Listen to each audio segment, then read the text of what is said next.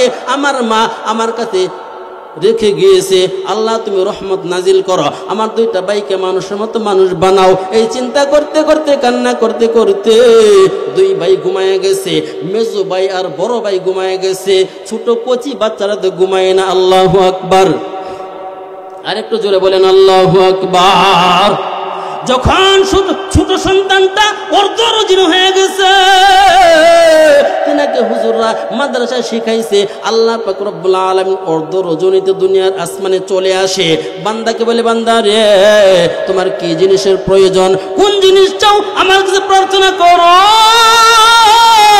আমি দেওয়ার জন্য চলে এসেছি।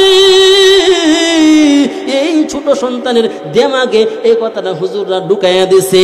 আল্লাহ মধ্য রজনীতে আসমান প্রথম আসমানে চলে আসে, এই সন্তান তো ঘুমাই না, বলতেছে বাবা রে আমার মা আমার জন্য এত পরিশ্রম করেছে, এত কষ্ট করেছে, আজকে এই রজনীতে আমি আল্লাহ তাআলার কাছে দোয়া করব, আল্লাহ আমার মার কবরটাকে জান্নাতের বাগান বানায় দাও। একটু চিল্লান দিয়ে বলেন আল্লাহু আকবার। ছোট সন্তানটা ঘুমাই না, যখন রাত্র অর্ধ হয়ে গেছে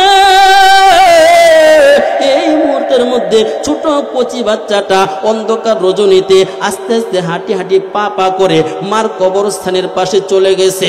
বড় ভাইয়ের ঘুম ভেঙে গেল, ঘুম ভাঙার পরে মেজো ভাই শুয়ে আছে, ছোট ভাই নাই। বলেন তো অন্তরে কষ্ট আছে না নাই? বাবাও নাই, মাও নাই, ছোট ভাইটাও নাই, অন্তরে অনেক কষ্ট। এই ব্যথায় ব্যতীত হইয়া মেজু ভাইকে ডাক দিল, ভাই ছোট ভাই তো বিছানায় নাই। এই দেখলো যখন ছোট ভাই নাই, দুনো ভাই পাগল হয়ে গেল, ও ভাই কোথায় গেলা কোথায় গেলা। বড় ভাই আস্তে আস্তে মেজু ভাইকে সঙ্গে নিয়ে সব খোঁজাখুঁজি করলো, পাই না। বলেন তো অন্ধকার রজনীতে আমরা দিনের বেলায় কবরের পাশে যাইতে ভয় পাই, ঠিক কিনা? এত ছোট বাচ্চাটা অন্ধকার রজনীতে মার কবরের কাছে যাইয়া মাথার কাছে মাথাটা লাগাইয়া মাকে বলতেছে, মা গো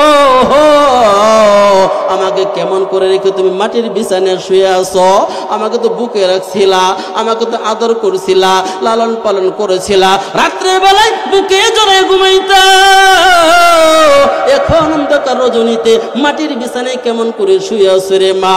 মাকে কান্না করে ডাকে। তারপরে হঠাৎ মনে পড়ে গেল আল্লাহ তাআলার কাছে একটু দোয়া করি, প্রার্থনা করি। আল্লাহ রব্বুল আলামিনের কাছে কেমন করে বাচ্চা দোয়া করে বাদান দেখেন। দাঁড়াইয়া গেল মার মাথার কাছে, দাঁড়াইয়া দাঁড়াইয়া সূরা ইয়াসিন শুরু করে দিল। আস্তে আস্তে সূরা পড়তে পড়তে পড়তে পড়তে যখন শেষ দিকে চলে গেল, এই মুহূর্তের মধ্যে দুই ভাই কবর পাশে হাজির হয়ে দেখতেছে ছোট ভাই মার মাগফিরাতের জন্য সূরা ইয়াসিন তেলাওয়াত করতেছে। আল্লাহু আকবার।